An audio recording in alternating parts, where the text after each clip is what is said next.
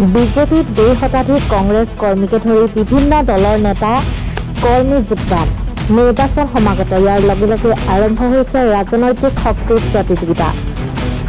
83 নং মাৰ্ঘেৰিটা বিধানসভা সমষ্টিৰ আজি বিজেপিৰ অভেদ্য দুৰ্গ 2016 চনৰ পৰা প্ৰতিটো নিৰ্বাচনত গেৰুৱা দলটোৱে উৰুৱাইছে বিজয়ৰ পতাকা। আজি দিনটোত পুনৰ বিজেপি শিবিৰত শক্তি বৃদ্ধি হৈছে। মাৰ্ঘেৰিটা ব্লক কংগ্ৰেছ কমিটিৰ সদ্য পদত্যাগী সভাপতি দিহিঙীয়াৰ লগতে 2 শতাধিক কংগ্ৰেছী আৰু বিভিন্ন সংগঠনৰ নেতাকৰ্মীয়ে আজি বিজেপিত যোগদান কৰে। বিধায়ক ভাস্কৰ শৰ্মাৰ সমষ্টিটোৰ প্ৰাক্তন বিধায়ক তথা নগাঁও কংগ্ৰেছ সাংসদ প্ৰদ্যুৎ বৰদলে সমালোচনা কৰি কয় যে মাৰ্ঘেৰিটাত বিজেপি কৰ্মী কংগ্ৰেছত যোগদান কৰিছে বুলি অপপ্ৰচাৰ চলাইছে। আজিৰ এই যোগদান কাৰ্যসূচীয়ে মাৰ্ঘেৰিটাৰ ৰাজনীতিত নতুন দিশ উন্মোচন কৰে। বিধায়কগৰাকীয়ে কয় যে যদি প্ৰমাণ হয় যে বিজেপিৰ কৰ্মী কংগ্ৰেছত যোগদান কৰিছে তেন্তে মই বিধায়ক পদেই ত্যাগ কৰিম। ভাৰতীয় জনতা পাৰ্টীৰ নীতি আৰু আদৰ্শত আকৃষ্ট হৈ বহুসংখ্যক কংগ্ৰেছী নেতাকৰ্মী আৰু ছাত্ৰ সংগঠনৰ কৰ্মীয়ে দলত যোগদান কৰে।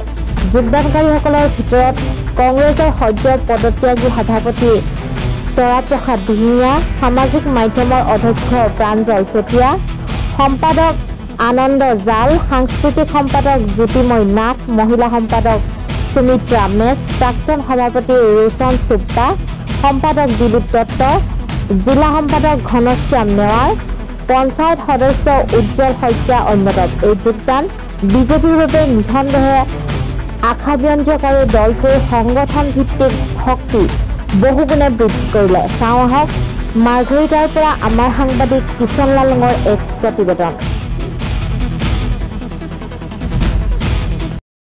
চাওক, এই যোগদান কাৰ্যসূচীটো পঞ্চায়ত ইলেকশ্যনে আগতে হোৱা কথা আছিল। মোক বিভিন্ন দলৰ নেতাসকলে বা বিভিন্ন দলৰ কাৰ্যকৰ্তাসকলে মোক জনাইছিলে, কিন্তু পঞ্চায়ত ইলেকশ্যন হোৱাৰ কাৰণে মই তেতিয়া এই যোগদান কাৰ্যসূচীটো ৰখা নাছিলোঁ।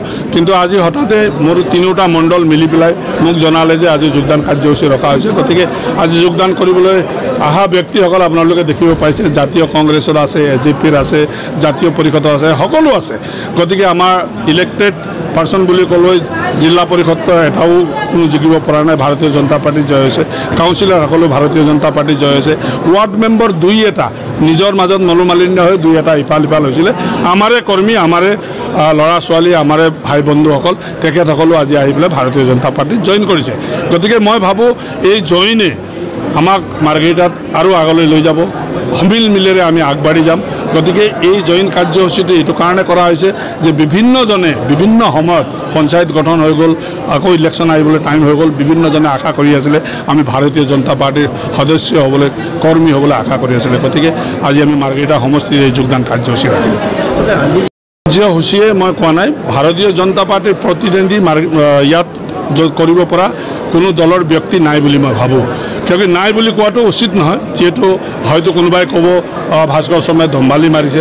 আজি 10টা বজাত হয়তো আপোনালোকে দেখিছে, আৰু আজি কৰ্মী দেখি আপোনালোকে গম পাইছে, প্ৰত্যেকটো সময়ত প্ৰত্যেকটো মিটিং মাটাঙত আপোনালোকে দেখিবলৈ পাইছে যে কেনেকুৱা জনসাধাৰণে নিজে নিজে আহি পেলাই যিকোনো কাৰ্যসূচী হওক, আজি সভাপতিৰ কাৰ্যসূচী হওক, মুখ্যমন্ত্ৰীৰ কাৰ্যসূচী হওক, সংসদৰ কাৰ্যসূচী হওক, বিধায়কৰ কাৰ্যসূচী হওক, আপোনালোকে দেখিব পাইছে। তাতে অনুভৱ কৰিব পাৰে আপোনালোকে মাৰ্ঘেৰিটা সমষ্টিত ভাৰতীয় জনতা পাৰ্টিৰ কৰ্মীসকল উৎসাহ কিমান আৰু কিমান শক্তিশালী আছে। গতিকে মই কোৱাতকৈ ৰাইজে বুজি পাব, আজি দেখি হয়তো আপোনালোকে অনুভৱ কৰিব পাৰিছে ভাৰতীয় জনতা পাৰ্টিক প্ৰতিদ্বন্দ্বী কৰিবলৈ কোনো দলে নাই, কিন্তু আজি যোগদান দেখি পেলাই হয়তো আৰু জিৰো হৈ যাব। মই গম পালে কথাখিনি। মই যোৱা 3 তাৰিখে মই মাৰ্ঘেৰিটা কংগ্ৰেছ দলৰ সভাপতি, ব্লক কংগ্ৰেছৰ সভাপতি দলৰ সভাপতি পদৰ পৰা মই অব্যাহতি ঘোষণা কৰিছোঁ, আৰু তাৰ পৰাই মই পদত্যাগ কৰিলোঁ। মই চাগে আপোনালোকক আগৰ পৰা লগ পাইছোঁ কেইবাবাৰো। মোৰ মনৰ কথাখিনি মই কৈছোঁ যে মই সামাজিকভাৱে সদায় জড়িত হ'বলৈ ভাল পাওঁ। মোৰ বন্ধুসকলো বিভিন্ন ক্ষেত্ৰত সামাজিক ক্ষেত্ৰখনত সদায় জড়িত হৈ থাকে, সাংস্কৃতিক ক্ষেত্ৰখনতো আমি সদায় জড়িত হৈ থাকোঁ। কিন্তু কথাটো হ'ল আমি এটা প্লেটফৰ্মৰ সন্ধানত আছিলোঁ সদায়। ঠিক সেইটো সময়তে ভাস্কৰ শৰ্মা ডাঙৰীয়া, স্থানীয় বিধায়ক চৰ্দাৰ ভাস্কৰ শৰ্মা ডাঙৰীয়াই মই সান্নিধ্য লাভ কৰিলোঁ। তেখেতৰ লগত কথোপকথন হ'ল, বা তেখেতৰ যিসকল বিষয়ববীয়া আছে মাৰ্ঘেৰিটা বিজেপি দলৰ যিসকল বিষয়ববীয়া, বহু সংখ্যক বিষয়ৰ লগত মোৰ কথা বতৰা হ'ল আৰু এটা বস্তু মোৰ ভাল লাগিলে সঁচা কথা ক'বলৈ গ'লে আনৰ দলৰ নিচিনা নহয় মাৰ্ঘেৰিটাৰ যিসকল বিষয় বিজেপি দলৰ বিষয়ববীয়া তৃণমূলৰ পৰা ওপৰ মহললৈকে প্ৰত্যেকে মোলৈ প্ৰায়সকলে কথা পাতিছে আৰু প্ৰায়সকলে মোক তেখেতৰ দললৈ আদৰণি জনাইছে কোনো ধৰণৰ ভেদভাৱ ৰখা নাই গতিকে মই স্বাভাৱিকতে ভাবিলোঁ যে আজিৰ তাৰিখত যিহেতু সমগ্ৰ ভাৰতবৰ্ষতে বিজেপি দলে শাসন কৰি আছে নৰেন্দ্ৰ মোদী ডাঙৰীয়াৰ যি ৰাজনীতি আমি সকলোৱে স্বীকাৰ কৰোঁ অসমত হিমন্ত বিশ্ব শৰ্মা ডাঙৰীয়াৰ যিজন মুখ্যমন্ত্ৰী তেখেতে যি ধৰণে অসমখনক উন্নয়নৰ বিভিন্ন একেবাৰে ওপৰ মহললৈ লৈ গৈ পিনে ভাৰতৰ বিষয়ে তেখেতে এজন শ্ৰেষ্ঠ মুখ্যমন্ত্ৰী হিচাপে আজি তেখেত চিহ্নিত হৈছে তেখেতে তেনেকুৱা এজন মুখ্যমন্ত্ৰীৰ লগত থাকি পিনে দলটোৰ হৈ কাম কৰিবলৈ মই উৎসাহী হৈ পৰিছিলোঁ আৰু বিশেষকৈ মাৰ্ঘেৰিটা সমষ্টিৰ সন্মানীয় বিধায়ক শ্ৰীযুত ভাস্কৰ শৰ্মা ডাঙৰীয়া আমি কৈছোঁ মই তেখেতক বহু আগৰ পৰাই লগ পাইছোঁ কিন্তু কাকচকৰত পৰি তেখেত বিজেপি দললৈ গ'ল বা তেখেত বিধায়ক হ'ল মই কংগ্ৰেছ দললৈ থাকি পিনে সেৱা আগবঢ়াবৰ কাৰণে চেষ্টা কৰিলোঁ কিন্তু আজিৰ তাৰিখত পুনৰ মই ভাস্কৰ শৰ্মা ডাঙৰীয়াৰ কাষলৈ ঘূৰি আহিছোঁ মোৰ অসংখ্য বন্ধু আছে এই তেখেতৰ লগতে আৰু আশা ৰাখিছোঁ মাৰ্ঘেৰিটাৰ যি উন্নয়নৰ গতিধাৰা বা মাৰ্ঘেৰিটাৰ এই মনিয়াল সমাজখনক একত্ৰিত কৰি পিনে যি ধৰণে শাসন চলাই গৈছে ভাস্কৰ শৰ্মা ডাঙৰীয়া বা যি ধৰণে পৰিচালনা কৰি গৈছে এটা যোগাত্মক দৃষ্টিৰে ভংগীৰে গতিকে ইয়াত আমি যাতে তেখেতৰ এই উন্নয়নৰ গতিধাৰাটোত আমি অকণমান হ'লেও সহযোগিতা কৰিব পাৰোঁ নেকি তাৰ কাৰণে আচলতে দললৈ আমি উভতি আহিছোঁ বিজেপি দলত যোগদান কৰিছোঁ ভাল লাগিছে আহি কিনি চৰকাৰখন তেনেকৈ কামো কৰিছে সেইটো কাৰণে আমিও আহি কিনি যোগদান কৰিছোঁ আৰু আমি মাৰ্ঘেৰিটা 1 নং আলুবাৰী